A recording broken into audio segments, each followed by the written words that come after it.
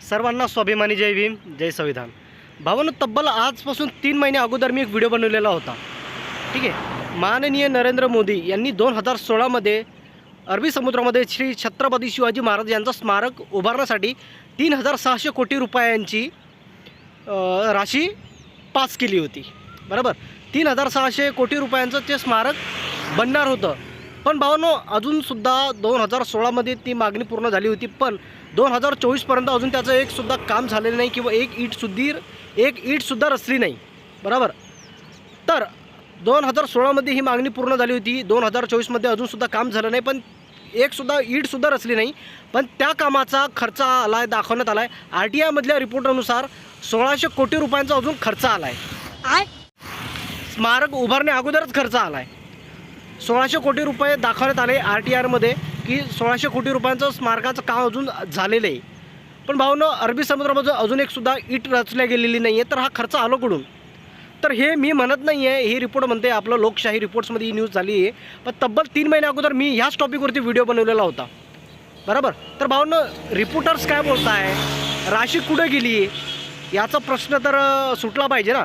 तर हे फक्त काय होतं आहे की छत्रपती शिवाजी महाराजांच्या नावावरती राजकारण होतं आहे. फक्त महापुरुषांचं नाव फक्त राजकारणासाठी वापरलं जातं आहे. छत्रपती शिवाजी महाराज असो का डॉक्टर बाबासाहेब आंबेडकर असो. तर भावांनो, आता हे BJPचे कार्यकर्ते आहेत, यांनी उत्तर द्यावं. रिपोर्टर्स काय बोलतात भावांनो, ते सुद्धा बघून घ्या. ही बातमी RTI मधून समोर आली आहे. उभ्या महाराष्ट्राचं आराध्य दैवत असलेल्या शिवरायांचं अरबी समुद्रात भव्य आणि जगाला हेवा वाटेल असं स्मारक उभारण्याची घोषणा करण्यात आली. पण वास्तव काय आहे? अरबी समुद्रातील शिवस्मारकाची अजून वीटही रचलेली नाही. स्मारकासाठी आतापर्यंत कोट्यावधीचा खर्च दाखवण्यात आलाय. खाओ माँ कसम.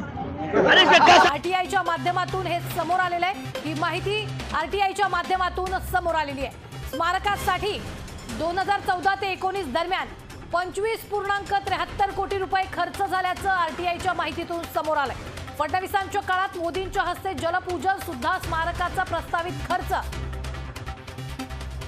2581 कोटींवरून 3643 कोटींवर पोहोचलाय. नुसत्या सल्लागारांसाठी खर्च केले 16.60 कोटी रुपये. 3 वर्षापासून स्मारकाचं काम एकदम ठप्प झालेलं आहे. या संदर्भात आपल्या सोबत जोडले गेलेले आहेत RTI कार्यकर्ते नितीन यादव. नितीनजी, खरं तर ही धक्कादायक माहिती समोर आलेली आहे. महाराष्ट्राच्या जनतेला हेवा वाटावी अशी बातमी आहे. नमस्कार. खरं म्हणजे आपण धक्कादायक म्हणताय, पण माझ्या मते ही खूपच क्लेशदायक आणि वाईट अशी बातमी आहे. कारण मागील भाजप सरकारने म्हणजे खूपच मनातून वाईट वाटतंय की मताच्या राजकारणासाठी महाराष्ट्राचा आराध्य दैवत छत्रपती शिवाजी महाराजांच्या नावाचा वापर केला. देशाचे पंतप्रधान माननीय नरेंद्रजी मोदी साहेब आणि फडणवीस जे राज्याचे तत्कालीन मुख्यमंत्री होते, यांच्या शुभ हस्ते खूप मोठा गाजावाजा करत त्यांनी अरबी समुद्रामध्ये शिवस्मारक उभारण्याचा निर्णय घेतला.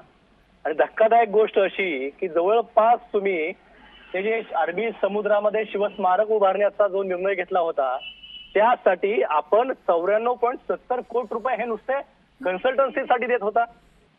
आणि त्याच्या खोलात जाऊन ज्या कन्सल्टन्सी कंपनीसाठी, इजिस इंडिया या कंपनीसाठी त्यांनी जे काम दिलं, ती इजिस इंडिया ही कंपनी कुठली आहे? इजिस इंडिया कंपनीच्या वरती जे काही लोक आहेत, त्यामध्ये काही लोक अपवादात्मक महाराष्ट्रातलं एखादं दुसरं नाव सोडलं तर हे बाहेरच्या राज्यातली किंवा बाहेरच्या देशातली हे लोक आहेत.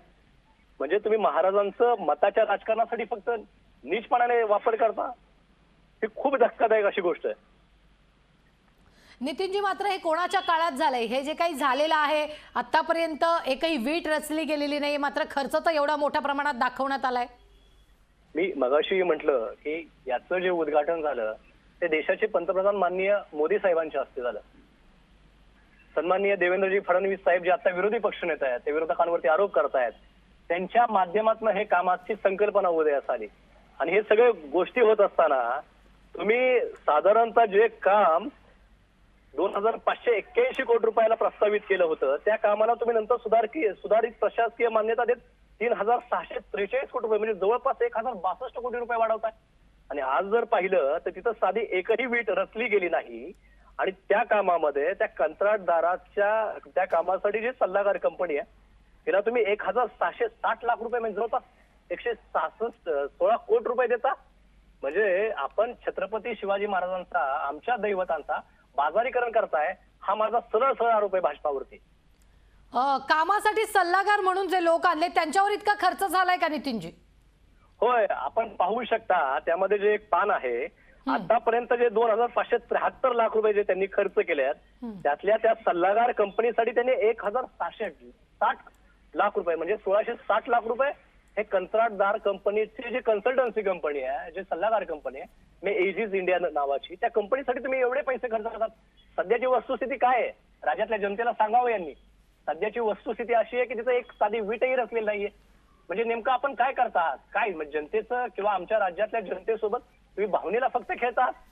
आमचे छत्रपती शिवाजी महाराज हे आराध्य दैवत आहेत आणि तुम्ही एकीकडे त्यांचा एवढा मोठा गाजावाजा करत हा कार्यक्रम करताय आणि दुसरीकडे नुसते ह्या पैशाची वारेमापणे उडवणी करतात.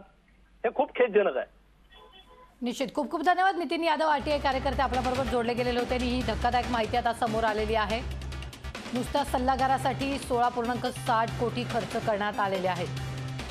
तर बघितलं भावांनो, एक ईटसुद्धा रचली नाही आणि खर्च दाखवण्यात आला. याचा अर्थ म्हणजे पॉलिटिशियन फक्त छत्रपती शिवाजी महाराज किंवा इतर महापुरुषांच्या नावावरतीच असते. भोळीभाळी जनतांना फक्त येड्यामध्ये गिनती काढायची आणि वोट मिळवून घ्यायची आणि आपली सत्ता आली पाहिजे, बरोबर ना. फक्त मोठे मोठे वायदे करायचे. देवेंद्र फडणवीससुद्धा सोबत होते. तर त्यांनी देवेंद्र फडणवीसनं पण उत्तर दिलं पाहिजे की 1,600 कोटी रुपयांचा खर्च आला तरी कसा. अजूनसुद्धा अरबी समुद्रामध्ये एक ईटसुद्धा रचली गेली नाही. तो 1,600 कोटी रुपये गेले कुठं, बरोबर ना. तर भावांनो, माझी हीच विनंती आहे की आता मतदान येणार आहे, वोटिंग होतील, तर आपला नेता आपण विचार करून निवडावा. असं नाही की भरपूर वाट लागल्यानंतर तुम्हाला समजेल की हां BJPने तर पूर्ण वाटच लावली. हे बघा भावांनो, भारतीय संविधानात सर्वांना स्वतंत्र मतदार करण्याचा अधिकार दिलेला आहे. तरी एक वेळेस विचार करावा की राजकारण फक्त महापुरुषांच्या नावावरती होतं आणि आपले राहिलेले वायदे त्यांनी जे केलेले असतील ते तसेच राहून जातात. तर भावांनो, व्हिडिओ कुठून बघताय कमेंट करा आणि तुमचं मत काय आहे BJPबद्दल 2 शब्द कमेंटमध्ये नक्कीच सांगा. जय भीम आणि जय संविधान.